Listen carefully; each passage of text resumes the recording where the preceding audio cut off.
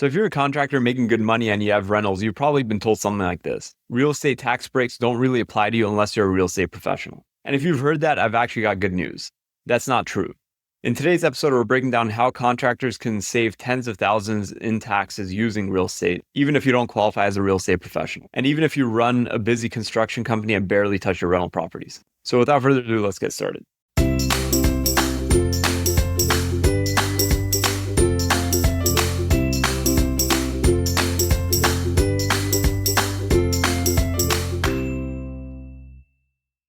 Welcome, my name is George. We talk all things accounting for contractors here.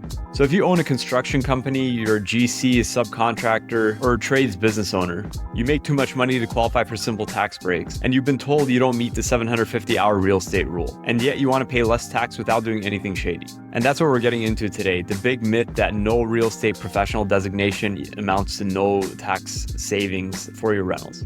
So definitely being a real estate professional can unlock a lot of tax benefits. But not qualifying does not eliminate real estate tax advantages. In fact, most construction business owners should not even try to qualify for real estate professional status. And that's okay, there's still workarounds. So let's go straight into it with a real world example. Let's say you have a contractor, Sam.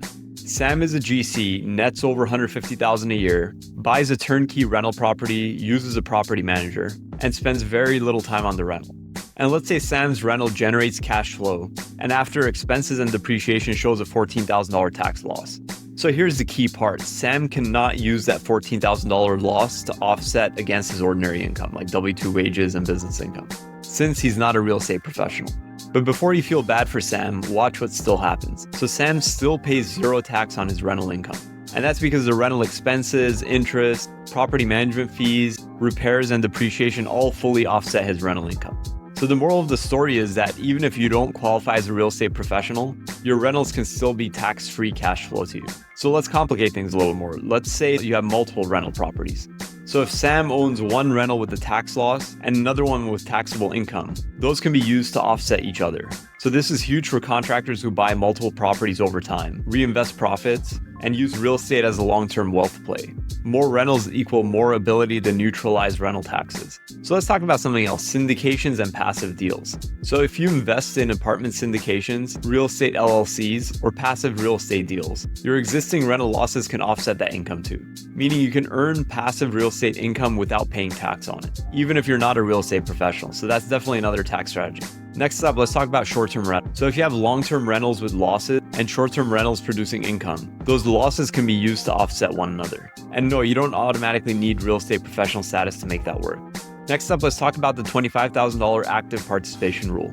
This is critical. So if your income is under $150,000, there's a special rule. You're able to deduct $25,000 of rental losses against non-rental income even without real estate professional status. And active participation is way easier than you think. You would qualify if you approve tenants, approve repairs, set rental terms, make management decisions. You don't actually need to swing a hammer or visit the property.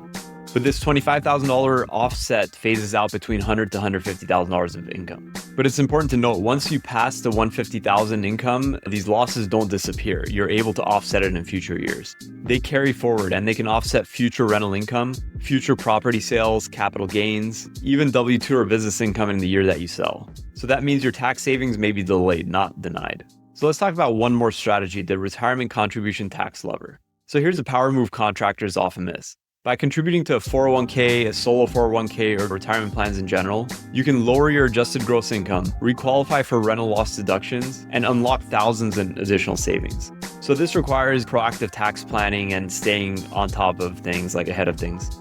And this is something we do for a lot of our clients, and you want to be doing it throughout the year so there's no surprises come year end. So again, to fully utilize a lot of real estate tax strategies, you don't necessarily need a real estate license. You don't necessarily need an LLC, but you should be tracking every rental expense. And definitely depreciation is one you want to be tracking. As a matter of fact, it's an IRS requirement and obviously gives you a tax benefit. So whoever's doing your taxes, make sure you ask them if depreciation is being recorded. So even if you work full-time, you don't hit 750 hours of real estate professional status, you don't want to manage properties, with proper tax planning, rental income can still be tax-free, or in a worst case, losses can be deferred and not lost, in which case future sales can be dramatically tax reduced and your construction income can stay protected. So again, we do a lot of tax planning for a lot of our clients. If any of this applies to you, our calendar link is down in the show notes. Feel free to book a time and see you in the next one.